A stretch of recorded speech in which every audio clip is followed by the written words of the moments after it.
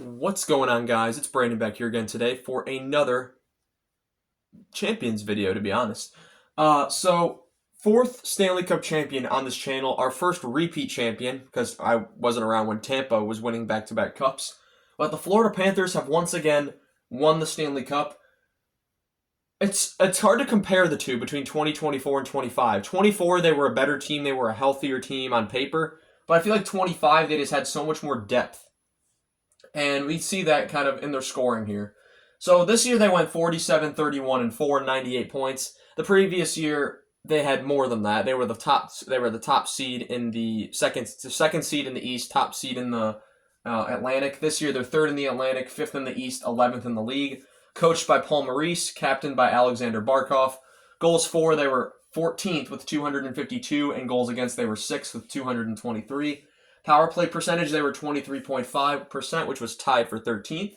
80.7% on the PK, which was 10th in the NHL.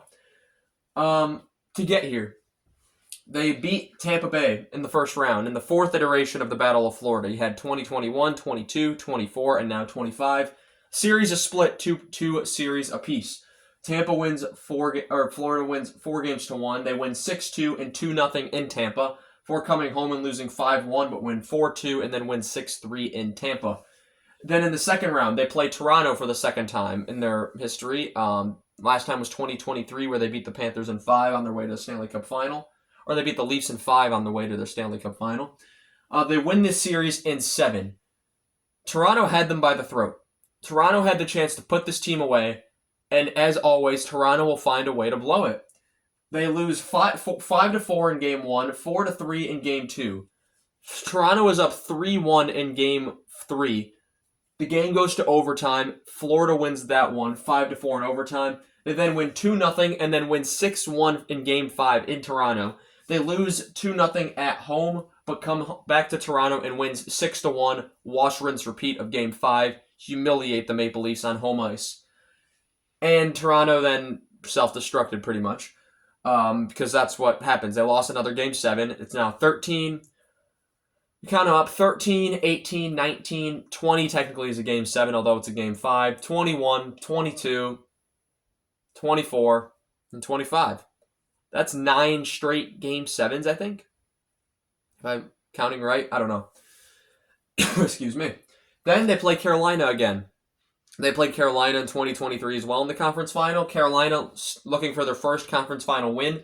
And they don't get it for the first 3 games. In Carolina, they win 5-2, 5-0, and then come home and win 6-2. Outscore Carolina, do the math, 16-4 over 3 games. Carolina wins 3-0 in Florida for Game 4, but at Game 5 in Carolina, the Panthers pull it off. They win 5-3. And Carolina has now won 1 conference final game since 2006. And they are now 1-16 in conference final games since 2006. Edmonton in the final. We have a repeat Stanley Cup final. Of course, the last couple times there's been repeats. You have the 80s Oilers and Islanders going against each other in 83 and 84. Each team won 1, and it kind of set the stage for Gretzky. Then in the late 2000s, you had the Red Wings and the Penguins. Red Wings won the first time, Penguins won the second, and that sets the stage for Crosby. Now you have McDavid, the best player in the world, on one side, trying to get redemption against the Panthers for the previous Game 7 loss in the previous year. And it started off well for the Oilers. They win 4-3 in overtime, but Game 2 is where the entire series shifts. And once they lose this game, it's like, oh no. Even though it ties the series, but it's like, oh, if they had that one, yes. 5-4 double overtime win. Brad Marchand with the OT winner there. 6-1 then Florida wins at home. Just the most dominant game of the series. Back in Florida for Game 4. Still in Florida for Game 4. It's Leon Draisaitl who gets the OT winner, I believe, again. And he got it in Games 1 and he got it in Game 4. 5-4 OT win. I remember a great comeback in some of these games. And it's a series tied 2-2, but it's a 2-2 tie that really favors the Panthers. 5-2 win in Edmonton for Game 5. Edmonton has all the momentum after the comeback win. They come back, they win in overtime in Florida, and then they lay a goose egg at home. And Florida, it was at that point that Florida's winning the cup, and you know it. They come home and they win 5-1. Wasn't even a contest. So the Panthers, back-to-back champions. All four of these teams they had faced in the past in the playoffs in the recent history, and they showed that they know how to beat every single one of those teams again. In terms of point scores throughout the season, let's take a look at the stats throughout the season. I got the top 10 point scorers in both the regular season and the playoffs on the board. In the regular season, Reinhart leads the way. 79 games played, 39 goals, 42 assists for 81 points. Not his 57-goal season he had last season, but still a very good season out of Sam Reinhart, who's quietly really building a resume that's like, can this guy be a possible potential future Hall of Famer? Maybe not first ballot, but a guy that gets in after some consideration. Barkov, 67 games played, 20 goals, 51 assists, 71 points. We'll get into Hall of Famers later. Matthew Tkachuk only played 52 games. As I said, this team was pretty injured throughout the season, so Tkachuk only played 52 games. He still had 22 goals, 35 assists, 57 points in those 52 games, so over a point a game. Verhaeghe had 81 games played, 20 goals, 33 assists, 53 points. Sam Bennett, 76 games played, 25 goals, 26 assists, 51 points. Anton Lundell, 79 games played, 17 goals, 28 assists, 45 points. Aaron Ekblad, 56 games, 3 goals, 30 assists, 33 points. Another one who missed significant time with injury and then with suspension as well. Rodriguez, 82 games played, 52 goals, 17 assists, 32 points. Sam Miskevich, the rookie, 72 games played, 15 goals, 16 assists, 31 points, who they got on a league min deal for an RFA. What a signing by Florida, by the way, for Sam Miskevich. Forsling, 80 games played, 11 goals, 20 assists, 31 points.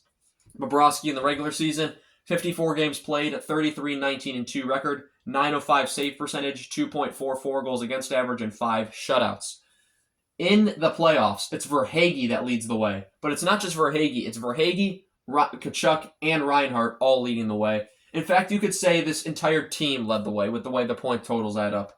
Verhaeghe in 23 games, 7 goals, 16 assists, 23 points, 3-point-a-game players on this team. Tkachuk, 23 games played, 8 goals, 15 assists, 23 points. And the funny thing about Tkachuk is in 2023, he was the driving force. He was the dominant player. 2024, he was still a pretty dominant player, but he took a step back. There were other guys like Barkov that made big impacts. Reinhart played a key role. And then this season, he kind of felt invisible out there, but he's still producing, which is just shows the depth that this team has. Then you have Reinhart, who had 11 goals in 21 games. He missed some time in the final. 12 assists for 23 points. So 23 points in 21 games. Reinhart technically would lead the way. Barkov, 23 games played, 6 goals, 16 assists, 22 points. Sam Bennett, the Itzer Conn Smythe winner, 23 games played, 15 goals, 7 assists, 22 points. Brad Marchand acquired at the deadline, 23 games played, 10 goals, 10 assists, 20 points. I'm sure Florida is very happy giving up that first-round pick to Boston. It was a conditional second, it became a first, and now Boston fans are asking, for sure, why didn't we ask for more? Luosterainen, not on this side of the board during the regular season, but he had a really good playoff. 23 games played, 5 goals, 14 assists, 19 points. I'm a big fan of his. Anton Lundell, 23 games played, 6 goals, 12 assists, 18 points. Rodriguez also missed a couple games with injury, 21 games played, 2 goals, 13 assists, 15 points. And Ekblad, 19 games played, 4 goals, 9 assists, 13 points.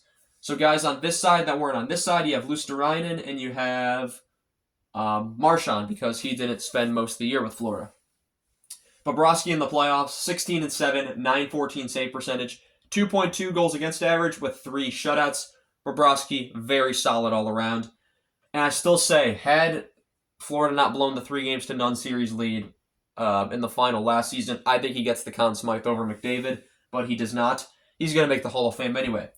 Speaking of Hall of Famers, Hall of Fame question marks. I started doing this with the last Champions video. I recapped 2022 Avalanche, 2023 Golden Knights, and 2024 Panthers since I didn't do that with the Avs or the Knights previous videos, so I swept that up there.